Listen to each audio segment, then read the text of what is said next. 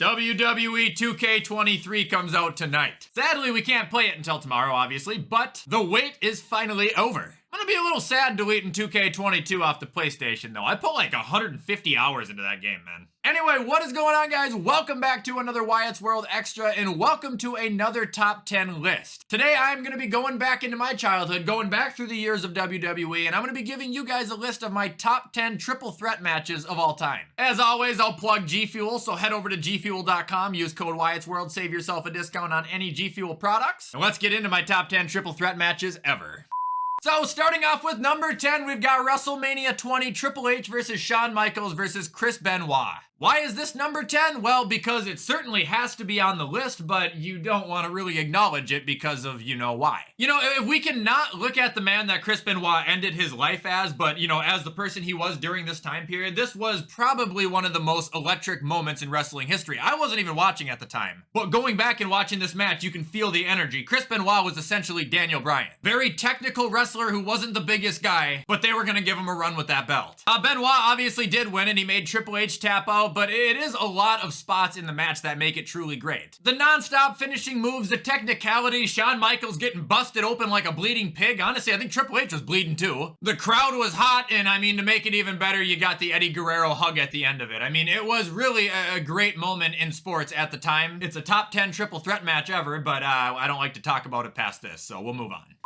All right, up next, we've got John Cena versus Kurt Angle versus Shawn Michaels at Taboo Tuesday 2005. I love this match. I love this whole pay-per-view. I thought it was such a fun concept. I remember renting it from the video store multiple times. Yeah, originally it was Cena and Angle, and then the fans got to vote between Michaels, Kane, or Big Show. Shawn obviously won, which made this match a triple threat for the title with three of the biggest superstars ever. Pretty much all in their primes too, because this was Perk Angle. Another reason why this match was so special is because Cena and Angle were in a heated rivalry, but at the same time, Michaels and Angle had just wrapped theirs up and people were starting to let it go, and here comes Shawn back into the match. Again, it's the concept of fun in this match. You got the spots, the moonsaults, the sweet chin musics. I don't know, to me it feels nostalgic. It feels like a classic match that I like to go back and watch over and over again. And I would like to say honorable mention Cena versus Christian versus Chris Jericho at Vengeance 05, I think it is. That one almost made this list, but this one made it on top of it. Taboo Tuesday 05, good match, fun match.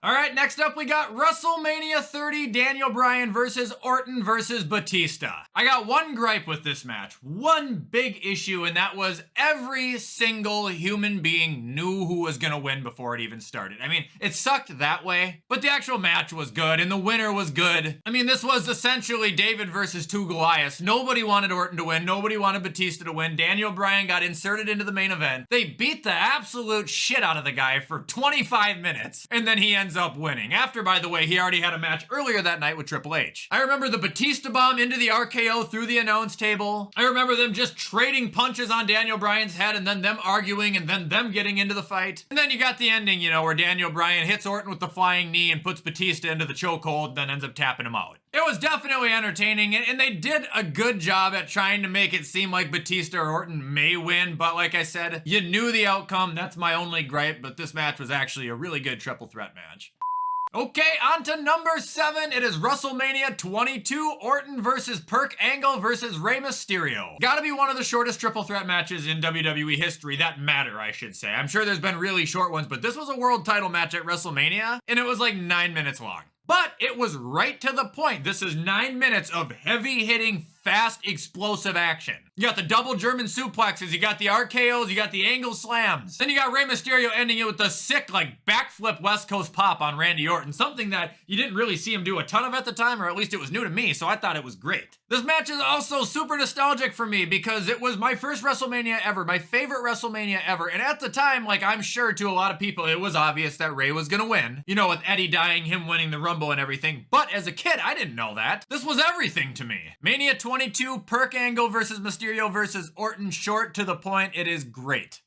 Next up, we are at number 5. It is Cena versus Triple H versus Edge at Backlash 2006 for the WWE title. Right after WrestleMania 22, and this match was weird because it was made before before the main event of WrestleMania, which was Cena versus Triple H. Like, it was weird. Regardless, it was, again, like 3 of the biggest superstars in the industry at the time fighting for the top prize. Like, it's just nostalgic and it is great. I remember when this match happened, obviously I didn't get to watch it live and it didn't come out for like 2 months on DVD, but as soon as it did, I ran to the video store with my dad and made him rent it for me. A lot of close calls, a lot of false finishes. I remember a specific moment in the match where Edge is locked in the STF and he's about to tap, but Triple H like holds his hand up so he can't do it. Cena picked Edge and Triple H up together and I think he hit the double AA. It was just such a mega match for wrestling at the time, man. Like this felt bigger than the WrestleMania to me. And it also actually played a pretty massive direction in how Cena and Edge's rivalry continued after it. Alright, we're into the top 5 now, and no better way to kick it off than the women's triple threat match at WrestleMania 32, Sasha versus Charlotte versus Becky. This match was phenomenal for 3 different reasons, actually. 1, the match was great. 2, it stole the show, because WrestleMania 32 was ass. And 3, it finally got rid of that wretched Divas title and brought in the women's title again. I hated the Divas title. For 1, it was degrading as hell to women, and for 2, it was stupid. It looked like a damn Barbie doll would hold it. This was the transition from the Divas to the women's division that needed to happen. Like, this set the pace. This was such a good match. I want to say it was pretty long, too, and honestly, I don't think I've seen it in a couple years, but I remember Charlotte doing a backflip off the turnbuckle. I remember a moment where somebody's locked in 2 submission finishers at one time. Every one of these girls had a submission finisher. It was crazy. I remember they all had grand entrances, and like I previously mentioned, I specifically remember saying when WrestleMania 32 ended, this was by far, not even close, the best match on the card. It's a top 5 triple threat match ever, and I think I'm gonna go watch it again.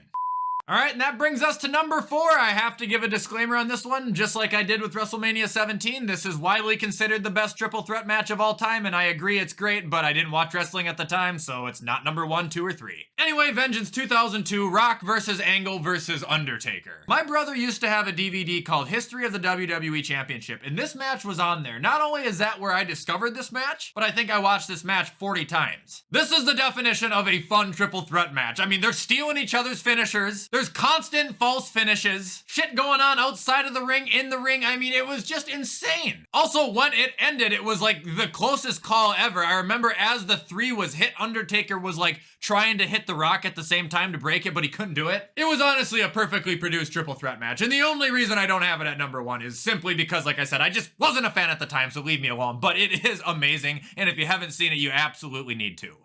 Alright, on to number 3, RK Bro versus Rollins and KO versus the Alpha Academy. It was the Raw 2 weeks after WrestleMania 38, I believe. This match happened within the last year. It was a tag match, but it was a triple threat, and it was legitimately, I think, one of the best TV matches I've ever watched. This was a WrestleMania quality match. It was so good. Again, just the constant false finishes, the constant interruptions, the constant stuff going on inside, outside of the ring. And how can you forget Orton winning by dropping Chad Gable with an RKO as he was doing a moonsault off of the turnbuckle. Now, honestly, I'm not sure if I have the right art up here because I thought RK Bro was the champions going into this, but I was maybe wrong. Another thing about this match that people miss is every single person in this match is elite besides one, and that's Otis. The guy is just too big, but everybody else, including Chad Gable, is a fantastic in-ring performer. Not only does it qualify as one of the best triple threat matches ever, it qualifies as one of the best tag team matches ever, and it qualifies as one of the best TV matches ever. That brings us to number 2. We got Edge versus Triple H versus Jeff Hardy at Armageddon 2008 for the WWE Championship. This match was wild, man. I actually just watched it with some friends last night when we were eating dinner in my kitchen. Not only is it gonna hold a nostalgic place as Jeff Hardy's WWE title victory, but the match itself was really, really good. You know, Jeff Hardy alone is gonna bring massive entertainment to any match, but the fact that he was also in there with 2 veterans like Triple H and Edge, it all worked together and mixed so well. One of the better parts about this match is it wasn't certain, actually. I don't think a lot of people knew Jeff was gonna win. But at the time, Jeff was one of the hottest wrestlers in the world, and I mean that figuratively, you perverts. That when he won, like the roof blew off the building. It also couldn't have been produced and booked any better for the ending. Triple H pedigrees Edge, and in mid-pinfall, Jeff Hardy hits a swanton, knocking Triple H out of the ring so he can pin Edge. It was genius, it was awesome, it's definitely memorable.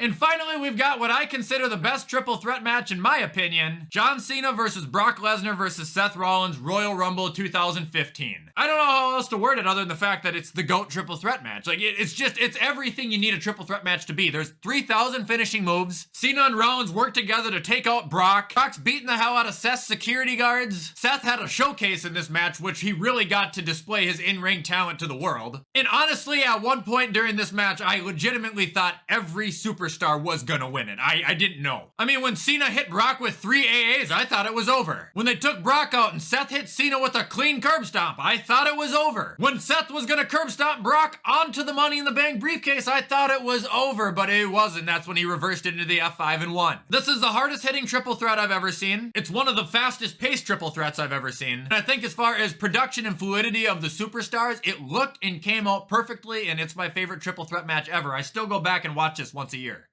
Alright guys, and that is gonna be it for my top 10 triple threat matches of all time. I hope you guys enjoyed this video. If you did, you already know what to do. Comment, like, subscribe, turn that bell on. I do my best to post on this channel as often as I can. Tomorrow we are gonna be playing some WWE 2K23, so I hope you guys are super excited for that. And with everything I just said, I'm gonna hop off and get this edited so you guys can watch it on time. Have a great Monday, and I will see you the next time I upload.